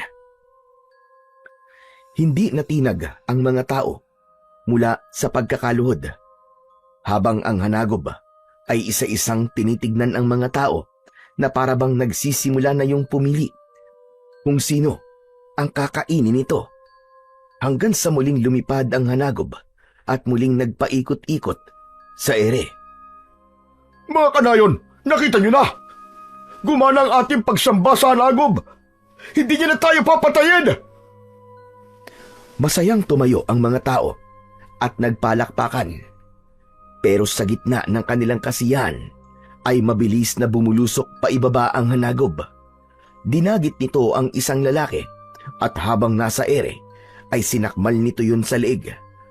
Kinagat ng buo ng hanagob ang ulo ng lalaki at nang ibagsak nito ang katawan ng lalaki ay wala na yung ulo. Nagsigawan at nagkagulo ang mga taong nakakita. Nagtakbuhan ng mga yon sa iba't ibang direksyon. Muling umatake ang hanagob at isa-isa nung pinatay ang bawat taong mahuhuli niya. Walang awa nitong pinatay at kinain ang mga tao. Kailangan kong tumulong sa mga tao sa labas, anak. Pero akala ko bubatay. Dito lang tayo sa loob ng bahay. Hindi ako sinagot ni tatay. Lumabas siya, nadala ang kanyang itak. Kitang-kita ko kung paano hinarap ni tatay ang hanagob. Lisa, dito ka lang ha. Hindi ko pwedeng hayaan si tatay na mag-isa. Ano? Anong gagawin mo? Basta dito ka lang at kahit anong mangyari, wag na wag kang lalabas. Mabilis akong lumabas. Kinuha ko ang isang sibat at tumakbo ako palapit kay tatay. Walang pagdadalawang isip na pinuntirya ko ang mata ng hanagob. Matagumpay kong naitarak ang sibat sa kaliwang mata ng hanagob. Habang si tatay naman ay paulit-ulit na tinaga ang kaliwang braso ng hanagob hanggang sa naputol yun. Umalingaw-ngaw ang nakakakilabot na sigaw ng hanagob. Bigla yung lumipad paitaas at mabilis na lumayo hanggang sa tuluyan na yung nawala sa aming paningin. Naiwan sa paligid namin ang mga pinatay ng hanagob. Wala na siya, tay. Natalo na po ba natin siya? Hindi pa, anak. Sigurado ko, nababalik pa siya. Anong ginawa niyo dalawa? Bakit niyo sinaktan ang hanagob? Ano po bang dapat namin gawin, Kapitan? Lumuhod at sambahin ang hanagob habang isa-isa niyang pinapatay ang mga tao rito? Hindi kayo nag-iisip na dahil sa ginawa niyo ay mas lalong magagalit sa atin ang hanagob. Hindi ba sabi ko ay kailangan nating sambahin ang hanagob? Hindi mo ba nakita ang ginawa niya, Kapitan? Kahit sinamban niyo na siya, pumatay pa rin siya ng mga tao. Ibig sabihin, ay hindi epektibo ang paraan na sinasabi mo. Kahit anong pagsamba, Kapitan, ang gawin niyo sa hanagob ay hindi nun magagawang alisin kung ano talaga siya at kung bakit siya nabubuhay. Nabubuhay ang halimaw na yun para pumatay at kumain ng tao. Biglang umurong ang dila ni Kapitan Romano sa sinabing yun ni tatay. Matalim ang mga matang nakatingin siya sa amin. Tignan mo nga ang paligid mo, Kapitan. Hindi mo ba nakikita ang mga taong pinatay ng hanagob? Hindi pa ba sapat para sa iyo ang mga yan? Para tanggapin mo na ang tanging paraan upang matigil ang pagpatay ng hanagob? Ay ang patayin siya! Sinubukan na natin patayin noon ang hanagob, pero palagi tayo bigo. Pero nagkakabali kayo. Kung hindi gumana ang pagsamba sa kanya, ay meron pang isang paraan. At ano ang paraan na yan? Kailangan natin mag-alay sa hanagob. Ang sabi sa akin ng matandang babaylan, kung hindi gumana ang pagsamba sa hanagob, ay dapat na mag-alay tayo sa kanya. Ayoko sanang gawin ang pag-aalay, kaya sinubukan ko muna na sambahin siya. Pero dahil hindi umubra ang pagsamba sa hanagob, ay kailangan ko na subukan ang pag-aalay. Ano namang kailangan yung ialay sa hanagob? Isang sanggol. Sanggol na nasa sinapupunan pa ng kanyang ina. Nababaliw ka na, Romano. Isipin mo nga mabuti ang mga gusto mong gawin. Sa gagawin mong yan, hindi lang ang sanggol ang papatayin mo, kundi maging ang babaeng nagdadala sa sanggol na yun. Wala akong pakialam. Bilang kapitan ng baryong ito, ang kaligtasan ng mas nakararami ang prioridad ko. Ano naman, kung pumatay ako ng isa o dalawang buhay, kung ang kapalit naman nun ay ang buhay ng mas marami. Parehas kaming nagimbal ni tatay sa mga salitang lumabas sa bibig ni Kapitan Romano. Nakakatakot siyang tignan dahil nanlalaki ng sobra ang mga mata niya na para bang wala na siya sa kanyang katinuan. Tumalikod na si Kapitan at naglakad palayo. Pumasok na kami ni Tatay sa bahay at doon ay sinalubong kami ng nag-aalalang si Lisa. Diyos ko, mabuti naman at ligtas kayong dalawa. Akala ko kung ano na ang mangyayari sa inyo. Mabuti na lang. At nasaktan namin yung hanagob. Kaya umalis na siya.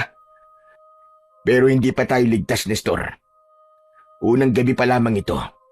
At sa mga susunod na gabi, ay muli siyang babalik. Isa pang ikinakabahala ko ay si Kapitan Romano. Pakiramdam ko, ay wala na siya sa kanyang katinuan. Dahil sa kagustuhan niyang iligtas ang ating baryo mula sa hanagob. Magandang intensyon niya. Pero ang paraan niya para maresolba ang problema natin ay hindi tama. Bakit po? Ano po bang sinabi ni Kapitan Romano? May isa pa raw paraan upang tumigil na sa pagpatay ang hanagob. At yun ay ang pag-aalay sa aswang na yun ng isang sanggol na nasa sinapupunan pa ng isang ina.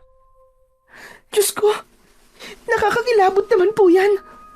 Bakit ba kung ano-ano na lang ang naiisip niyang gawin? Tay, may kilala po ba kayong buntis dito sa baryo natin? Kung meron, ay kailangan natin silang bigyan ng babala. Sa pagkakaalam ko, anak, ay wala. Maliit lang ang baryo natin. Kaya kung merong buntis dito, ay malalaman kagad ng lahat. Pero kinakabahan pa rin ako. Sa tingin ko ay desperado na si Romano. Kaya gagawa siya ng paraan para may maialay siya sa hanagob. Kahit paano, ay nabunutan ako ng tinik sa sinabi ni Tatay na walang buntis sa aming baryo. Ngunit nanatili ang takot ko dahil baka merong pang ibang paraan na gagawin si Kapitan Romano kung sakaling wala siyang makuhang buntis para ialay sa hanagob. Sa tingin ko kasi, totoong desperado na si Kapitan na huminto na sa pagpatay ang hanagob sa aming baryo. 2 gabi ang mabilis na lumipas at sa loob ng mga gabing yun ay 2 tao ang natagpo ang walang buhay sa aming baryo. Parehas na sugatan ang 2 at kapansin-pansin na nawawalan sila ng isang parte ng kanilang katawan. Ang isa ay wala ang kaliwang mata, habang ang isa naman ay wala ang kaliwang braso. Isang gabi, habang naghahapunan, ay napag-usapan namin ang tungkol sa pangyayaring yon. Tay, sa tingin nyo, bakit po kaya may kinuwang parte ng katawan yung hanagob dun sa mga biktima niya? Hindi mo ba napansin? Nung kinalaban natin ang hanagob, ay tinusok mo ang kaliwang mata niya. Habang ako naman, pinutol ko ang kaliwa niyang braso. May kakayahan ng hanagob na ibalik ang nasira o nawalang parte ng katawan niya sa pamamagitan ng pagkain ng parte ng katawan ng isang tao na wala sa kanya. Kung ganun, Tay, mahirap pala po talaga siyang patayin. Kahit pala tanggalan natin siya ng kung anong parte sa katawan niya, ay magagawa pa rin niya yung maibalik. Totoo yung sinabi mo, anak. Pero bukod sa hanagob, ay meron pa akong isang pinoproblema. Ano po yun, Tay? Nang dahil sa pagkatuyo ng ating maisan, ay wala na tayong pinagkukunan ng pera. Maging ang mga naimbak nating mga mais ay malapit na rin mabulok dahil hindi natin yung madadala sa bayan para ibenta. Hanggang ngayon kasi, ay hindi pa rin tayo makakalabas sa baryong ito. Napakalakas at mataas pa rin ang tubig sa ilog. Kung meron po akong may tutulong para kumita kayo ng pera, ay sabihin niyo lang po. Ano ka ba, Lisa? Relax ka lang. Kami na ang bahala ni Tatay sa bagay na yan. Hinawakan ko ang kamay ni Lisa at masuyo ko yung pinisil. Sa paraan na yon ay ipinaramdam ko sa kanya na wala siyang dapat na ikabahala at malalagpasan din namin ang lahat ng problema na aming kinakaharap. Kinabukasan ay may isang tanod ang nagpunta sa aming bahay. Sinabi ng tanod na kailangan naming magpunta sa plaza dahil may magaganap na pagpupulong doon na pangungunahan ni Kapitan Romano. Hindi raw maaaring hindi pumunta dahil importante ang pag-uusapan doon. Natuwa ako sa bagay na yon dahil naisip ko na mukhang may iba ng plano na naisip ang aming kapitan para patayin ang naturang hanagob. Umasa ako na napagtanto na ng aming kapitan na mali ang mag-alay ng isang sanggol sa hanagob dahil kahit nasa sinapupunan pa yon ng kanyang ina, ay buhay na rin yun. Kasama kong nagpunta sa plaza, sina tatay at ang nobya kong si Lisa. Pagdating namin doon, ay marami na ang mga taong nasa harapan ng maliit na entablado na gawa sa kahoy at tabla. Maya-maya pa ay umakyat na si Kapitan Romano sa entablado. Napakunot noo ako dahil meron siyang dalang isang kahon na hindi namin alam kung ano ang laman. Alam ko na hindi naging maganda ang gabi nyo dahil sa pag-atake ng hanagob. Pero hayaan nyo akong batiin kayo ng isang magandang gabi. Batid kong lahat tayo ay natatakot. Lahat tayo ay nag-iisip ng paraan upang makaligtas sa pag-atake ng hanagob. Kaya naman, naisip ko na magsagawa ng isang aktibidad na magiging daan upang kahit paano ay makalimutan natin ang problemang kinakaharap natin ngayon. Anak ng Tokwa, ano bang sinasabi ni Kapitan? Ang akala ko naman may sasabihin siya tungkol sa kung paano natin lalabanan ng hanagob. Kaya niya tayo pinatawag. Makinig na lang muna tayo sa sasabihin niya, anak.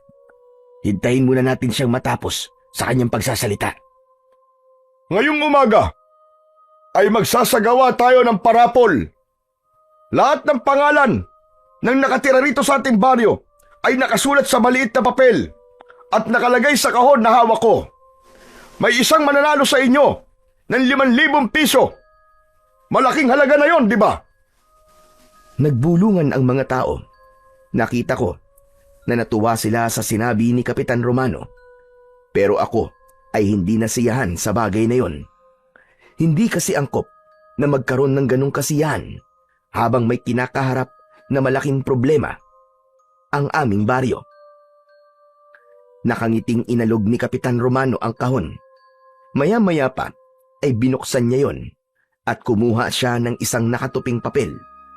Lahat ng tao ay nakangiti at halatang umaasa na ang pangalan nila ang babanggitin ni Kapitan Romano. Ang maswerteng pangalan na nabunot ko, mga kanayon, ay walang iba kundi si Lisa. Ha? Ako ba yun? Teka, may iba ba bang Lisa dito? Walang umakyat sa entablado, kaya napagtanto naming si Lisa nga talaga ang nabunot. Ikaw nga yatang nabunot, Lisa. Aba, 5,000 din yun. Kaya nga po, tamang-tama po sa napag-usapan natin na kailangan po natin ng pera. Teka, sandali lang po ah. Kukunin ko na po kay Kapitan ang premyo. Hindi ko alam, pero sa kabila ng pagkapanalo ni Lisa, ay may kaba akong naramdaman. Pipigilan ko sana siya sa paglapit kay Kapitan Romano, pero mabilis na siyang nakaalis sa tabi ko. Nakangiting umakyat sa entablado si Lisa at tumayo siya sa tabi ni Kapitan. Binabati kita, Lisa. Biruin mo nga naman. Isang dayo pa ang nanalo sa akin simpleng parapol. Naku, maraming salamat po. Swerte po talaga ako sa mga raffle kaya hindi na po ako nagulat. Kapag may Christmas party po doon sa dati kong pinagtatrabahuhan, ay palaging ako po ang nabubunot. Maswerte ka palang talaga. Kung ganun, ay magtungo ka sa bahay mamayang hapon upang kunin ang premyo mo. Ha? Bakit? Hindi niyo ba po ngayon ibigay sa akin ng pera? Pasensya ka na. Hindi ko kasi nadala rito ang pera. Ang bahay ko ay ang nag-iisang bahay sa dulong bahagi nitong baryo namin. Madali mo lang naman makikita yon. Hihintayin kita ron, Lisa. Binabati kita sa pagkapanalo mo. Nakita kong magsasalita pa sana si Lisa, pero tinapos na ni Kapitan Romano ang pagpupulong. Pinauwi na niya ang mga tao at sinundo ko na si Lisa sa entablado. At naglakad na kami pauwi. ng bahay. Lisa, mamaya sasamahan kita sa bahay ni Kapitan sa pagkuha ng premyo mo. Sige. Nakakatuwa naman, no? Nagkaroon pa tayo ng 5,000 piso nang walang kahirap-hirap. Parang sinagot kagad ng Diyos ang problema natin. Hindi ko na sinabi kay Lisa na may hindi ako magandang nararamdaman sa pagkapanalo niyang yun sa parapol ni Kapitan Romano dahil ayokong masira ang kasiyahang nararamdaman niya ng sandaling yun. Nanahimik na lang ako hanggang sa makarating na kami sa aming bahay. Matapos naming kumain ng pananghalian ay naging abala na kami ni tatay sa pagpili sa mga mais na nasa aming imbakan. Inihiwalay namin yung mga hindi na mapapakinabangan sa mga pwede pa naming kainin. Dahil doon ay nawala na sa isip ko na sasamahan ko si Lisa sa bahay ni Kapitan Romano para kunin ang premyo niya. Nang natapos na kami ni tatay sa aming ginagawa, ay bumalik na kami ni tatay sa bahay.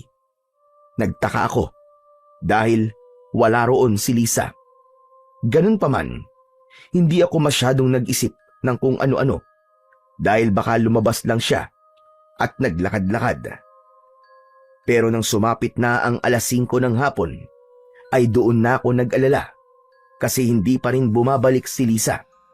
Nagdesisyon na kami ni tatay na hanapin si Lisa at nagsimula kaming magtanong-tanong sa mga kapitbahay namin. Ngunit sa kasamaang palad, walang nakakita kay Lisa. Saan kaya nagpunta si Lisa?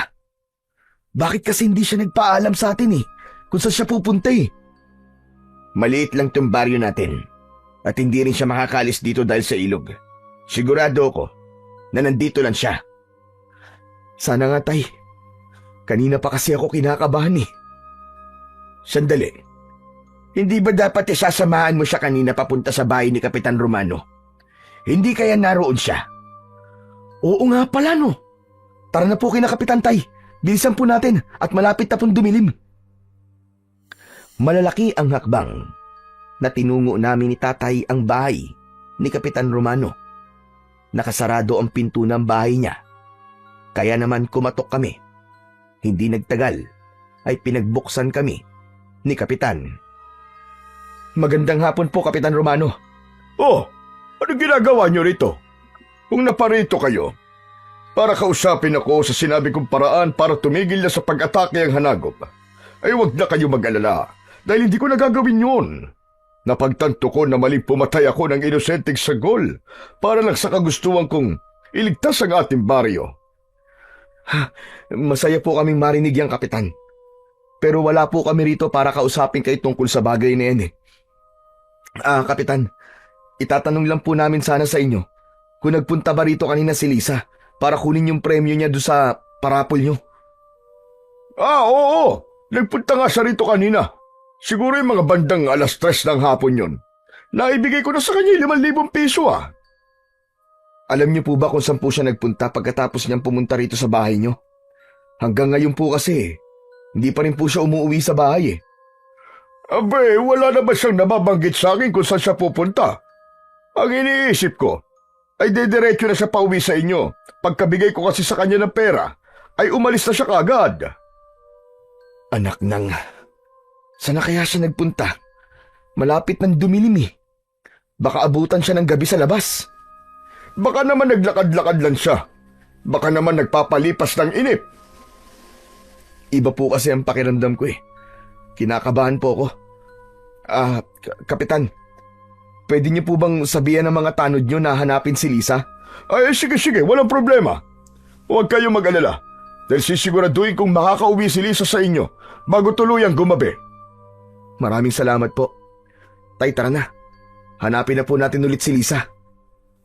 Matapos yun, ay umalis na kami ni tatay sa bahay ni Kapitan Romano upang ipagpatuloy ang paghahanap namin kay Lisa.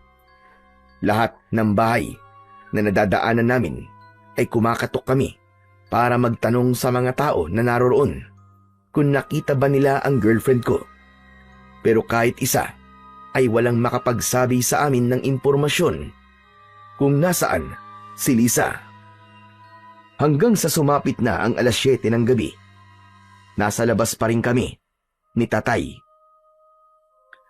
Nestor, kailangan na nating umuwi. Delikado na nandito pa rin tayo sa labas na ganitong oras. Baka makita tayo ng halagob. Wala tayong dalang kahit na anong sandata para labanan siya. Pero Tay, hindi pa po natin nakikita si Lisa eh. Ayoko pong umuwi tayo nang hindi natin siya nahahanap. Naikot na natin ang buong baryo, anak. Baka naman nandun na siya sa bahay. Ilang oras na rin tayo naghahanap.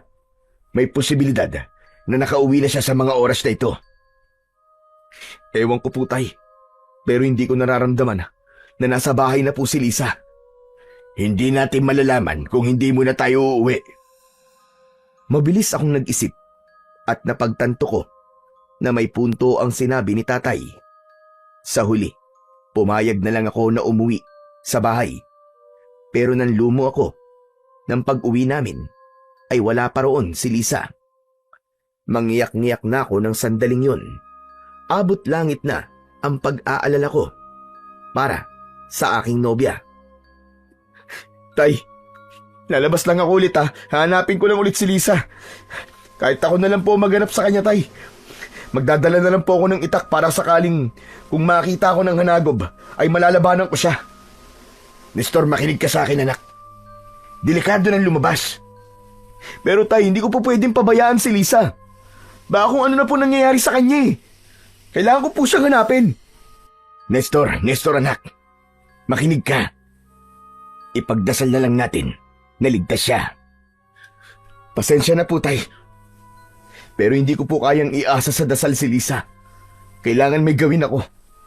Hindi ako makakatulog hanggat hindi ko nasisiguro na ligtas si Lisa. Natigilan kami ni Tatay nang may biglang kumatok sa pinto. Nanlaki ang mga mata ko at ang unang pumasok sa utak ko ay si Lisa na yon. Nagmamadali kong binuksan ang pinto pero bumagsak ang balikat ko nang hindi si Lisa ang nakita ko, kundi ang matandang babae na si Aling Emma. Nagtaka ako dahil may sugat siya sa ulo at may natuyong dugo sa kanyang muka. Agad kong inalalayan si Aling Emma at dinala ko siya sa loob ng aming bahay. Pinaupo ko siya dahil halatang hinang-hina siya. Maging si Tatay ay nagtaka kung bakit ganun ang kalagayan ni Aling Emma. Ano nangyari sa inyo, Aling Emma? Inatake ba kayo ng hanagob? Hindi. Hindi hanagob ang may gawa nito sa akin, kundi si Romano. Ano kanyo? Si Kapitan? Bakit naman po kayo sasaktan ni Kapitan? Dahil sinabi ko sa kanya, nabuntis ang iyong nobya, Nestor. Ano? Pero hindi po buntis si Lisa, nagkakamali po kayo. At bakit naman kayo sasaktan ni Kapitan kung sakali mang buntis si Lisa? Buntis siya. Hindi niya lang alam. 6 na buwan na siyang buntis. Sadyang may mga babae na hindi malaki ang tiyan kapag nagbuntis.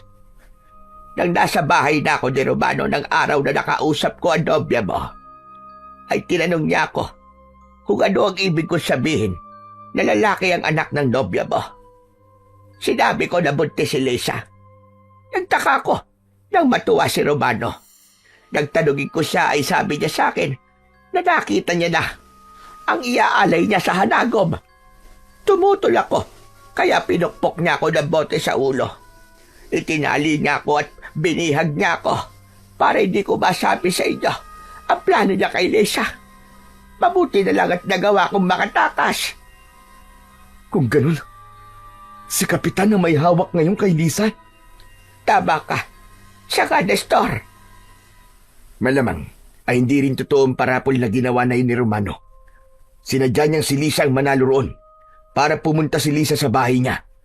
Nestor, tara na. Pumunta na tayo sa bahay ni Romano. Bilisan natin. Sandali lang. Wala roon si Romano at si Lisa. Dinala ni Romano si Lisa sa abandonadong simbahan na nasa lumang sementeryo. Doon niyo sila puntahan. Bilisan niyo at baka huli na ang lahat.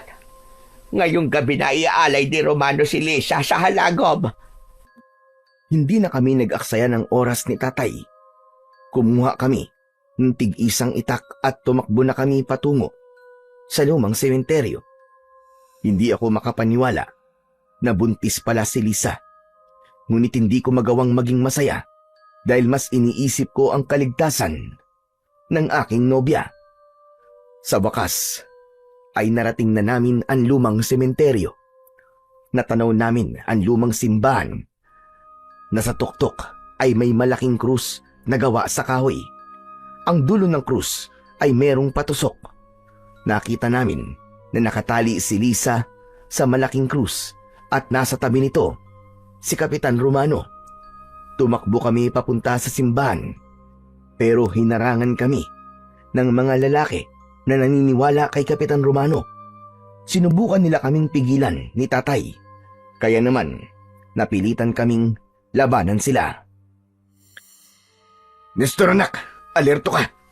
Ako nang bahala sa mga ito. Akyatin mo na si Lisa at iligtas mo siya, madali ka!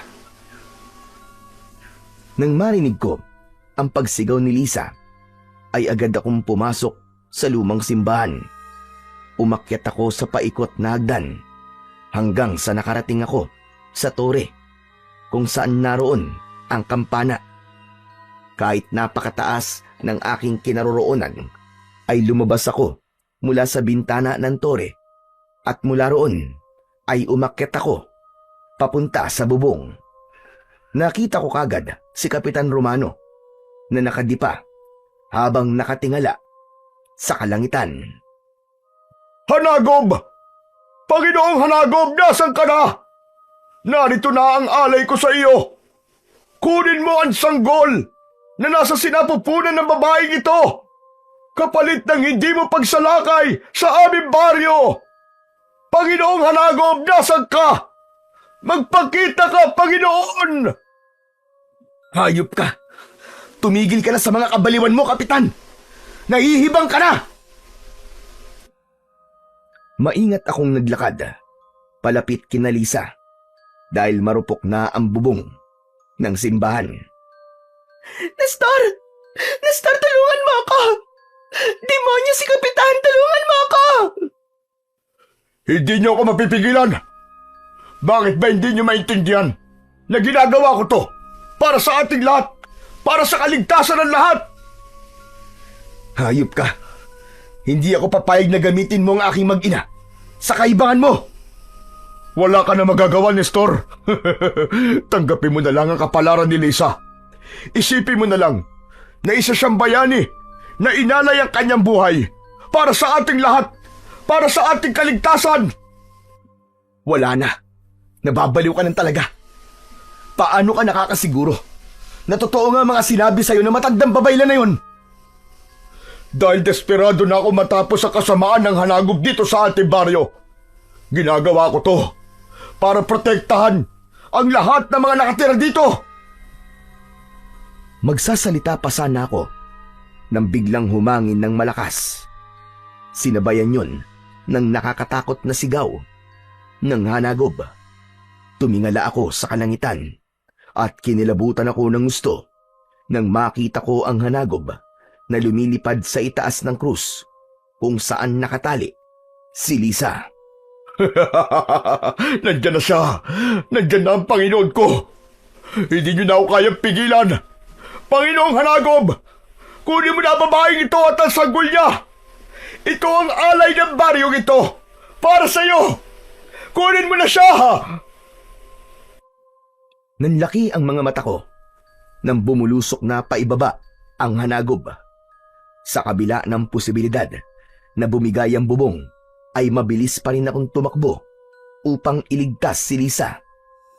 Haharangan sana ako ni Kapitan Romano, pero iniumang ko sa kanya ang itak. Napaatras siya at sa hindi sinasadyang pangyayari ay nahulog siya mula sa bubong ng simbahan. Malakas na bumagsak ang katawan niya sa lupa na agad niyang ikinamatay. Nestor! Nestor, tulungan mo ako! Ayoko pang mamatay! Tulungan mo ako dito! Hindi muna ako nagsalita. Itinuon ko ang aking atensyon sa pagtatanggal ng pagkakatali kay Lisa hanggang sa naramdaman ko ang presensya ng Hanagob na papalapit sa amin. Mabilis akong humarap at sakto ng ilang dipa na lamang ang layo ng hanagob sa amin. Agad akong yumuko at nang dumaan siya sa ibabaw ko, ay itinarak ko ang itak sa kanyang tiyan. Malakas na umatungal ang hanagob at muli siyang lumipad papunta sa itaas. Ginamit ko na ang itak para putulin ang lubid na nakatali kay Lisa. Napakabilis ng tibok ng puso ko ng mga sandaling yon. Awang-awa na ako para kay Lisa dahil umiiyak siya ng dahil sa labis na takot. Tinignan ko ng mabilis ang hanagob at nang pasugod na naman siya sa amin, ay huminto muna ako sa pagputol sa lubid. Matatag akong tumayo upang salubungin ang hanagob. Isinintabi ko muna ang takot na nararamdaman ko dahil alam kong walang maidudulot na maganda kung hahayaan kong maghari ang takot sa akin. Nang malapit na ang hanagob sa akin, ay pinuntiriya ko ang kanyang mata. Nagtagumpay naman ako sa pagtusok sa kaliwang mata ng hanagob.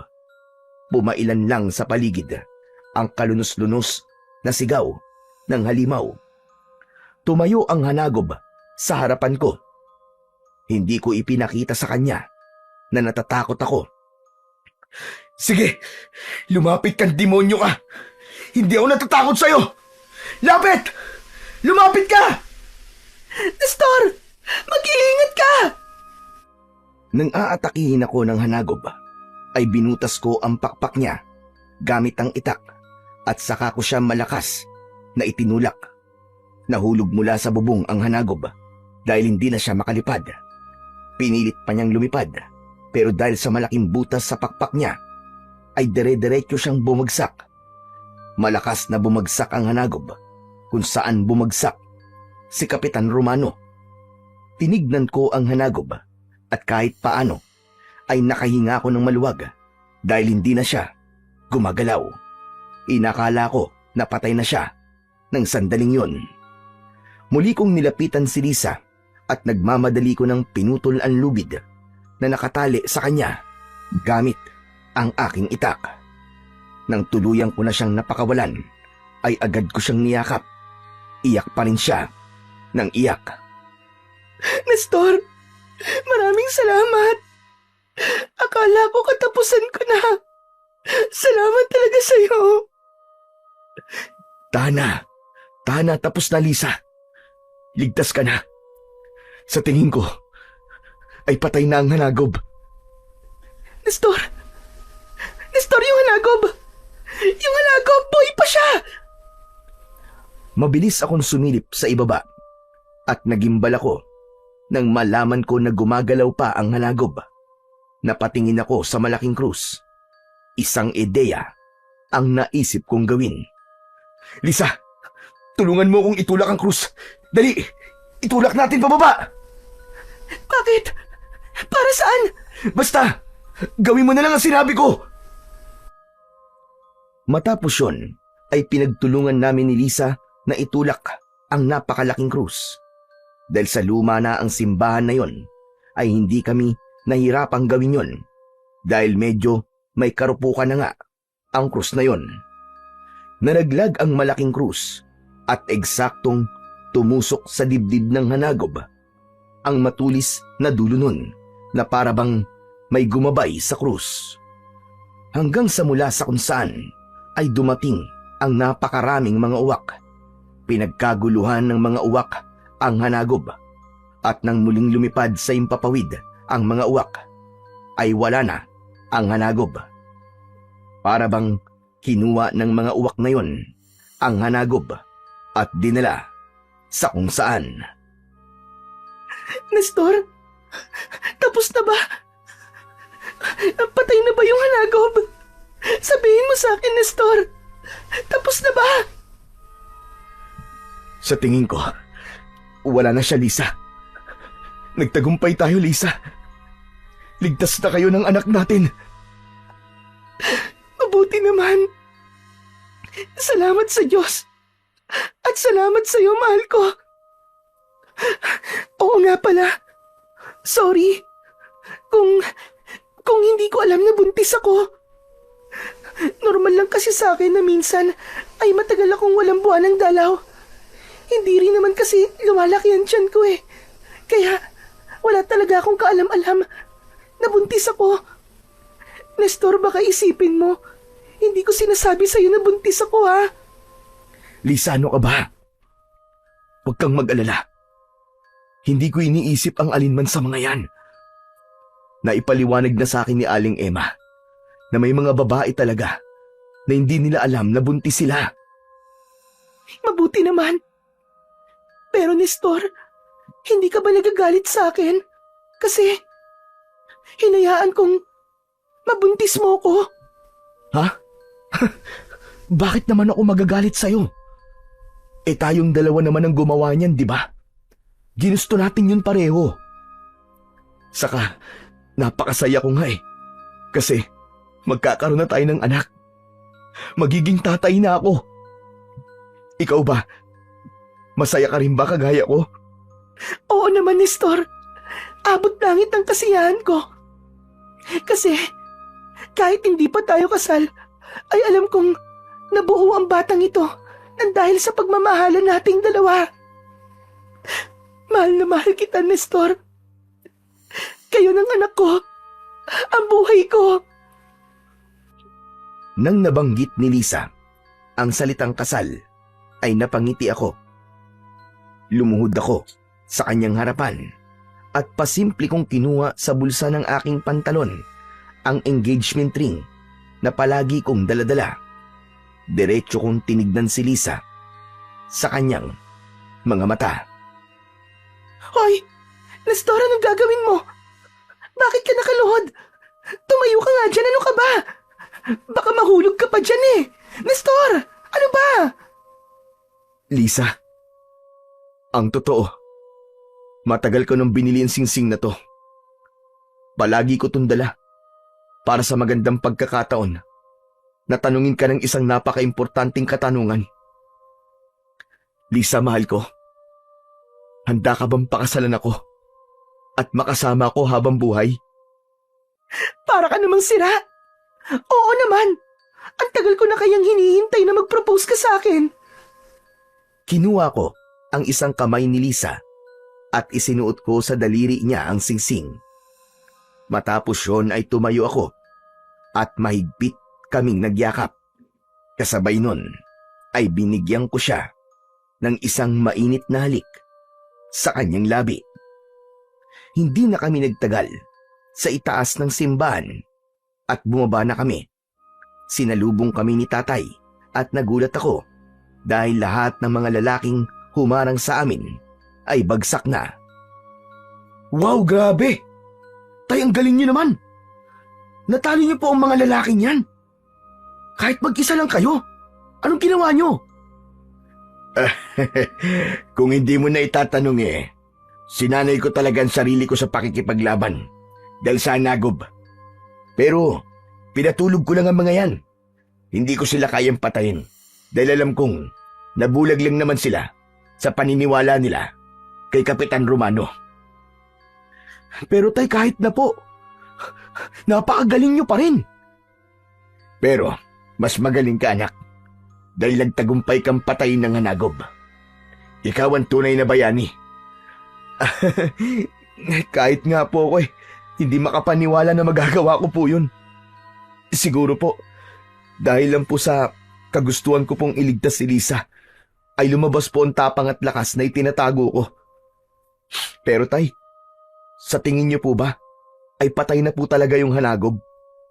Kinuha po kasi ng mga uwak yung katawan niya matapos siyang matusok ng malaking krus eh.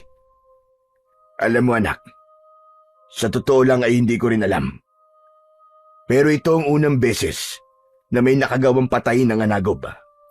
Umasa na lang tayo na sa susunod na mga gabi o makalipas ang 20 taon ay hindi na siya muling mabubuhay at muling mamiminsala sa ating baryo. Sana naman po ay hindi na mabuhay ang hanagob. Pero nakakalungkot po na wala na po si Kapitan Romano. Kahit mali po ang mga ginawa niya, ay alam kong Nagawa niya lang ang mga yon dahil sa kagustuhan niyang iligtas ang ating baryo. Wala na tayong magagawa sa pagkamatay niya. Nakatakda na yung mangyari. Ang mabuti pa ay bumalik na tayo sa ating baryo. Sabihin natin sa mga tao ang nangyari dito dahil paniguradong matutuwa sila. Halina kayo, bilisan natin. Gaya ng sinabi ni tatay, ay natuwa ang mga tao sa baryo nang malaman nilang napatay na namin ang hanagob na matagal nang namiminsala sa aming baryo. Para silang nabunutan ng tinik matapos ang mga gabing puno ng takot at pangamba na siguro namin napatay na talaga ang hanagob dahil sa mga sumunod na gabi ay hindi na siya umatake pa. Nang tuluyang humupa ang tubig sa ilog, ay nagpasya kami ng aking nobya na bumalik na sa Maynila. Ilang buwan ang lumipas, ay muli kaming bumalik sa baryo para doon magpakasal. Ngayon ay may sarili na kaming bahay ni Lisa sa Maynila at maayos ang takbo ng aming buhay kasama ang anak naming lalaki. Paminsan-minsan ay bumibisita kami kay tatay sa baryo upang kumustahin siya at tulungan siya sa aming maisan. Sa totoo lang, hindi ko alam kung muling mabubuhay ba ang hanagob pagkalipas ng 20 taon. Pero kung mangyari man yon, ay handa ako na muli siyang harapin ng walang pag-aalinlangan upang tuluyang makamit na ng aming baryo ang tunay na kapayapaan.